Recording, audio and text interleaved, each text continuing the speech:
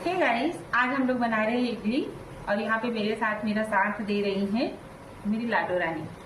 Guys, मेरे हिसाब से ना तो बेटियों को हर चीज सिखाना ही चाहिए। पढ़ाई लिखाई के साथ साथ ना खाना के बारे में भी थोड़ा नॉलेज रहना चाहिए। मैं जब भी कोई काम करती हूँ ना किचन में तो श्रेया को अपने साथ में लेके करती हूँ, क्योंकि क्या होता है ना कि जब ये ससुराल जाओ ना तो ससुराल में जिस समय सपोर्ट की जरूरत होती है उस समय वो चीज का सपोर्ट नहीं मिलता है, लेकिन बाद में जब इंसान खुद से संभल जाता है ना तो परिवार का भी सपोर्ट मिलने लगता है। इसकी वजह से तो मेरा ख्याल रहता है कि बेटियों को सब चीज आना जरूरी रहना चाहिए। आप लोगों की क्या राय है, आप लोग बताइएगा जरूर। और यहाँ पे मैं इडली बना रही हूँ। बनाने वाली थी मैं सुबह ही, लेकिन मेरी जो दूसरी नंबर वाली बेटी है ना वो बोली मम्मा स्कूल जाते वक्त सही से खाने को नहीं मिलता, इसकी वजह से आप शाम को बनाना। आज हम शाम को बना रहे हैं इडली। अगर चैनल पे नए हो तो चैनल को सब्सक्राइब कीजिएगा एंड वीडियो को लाइक कीजिएगा। आप लोगों को हमारा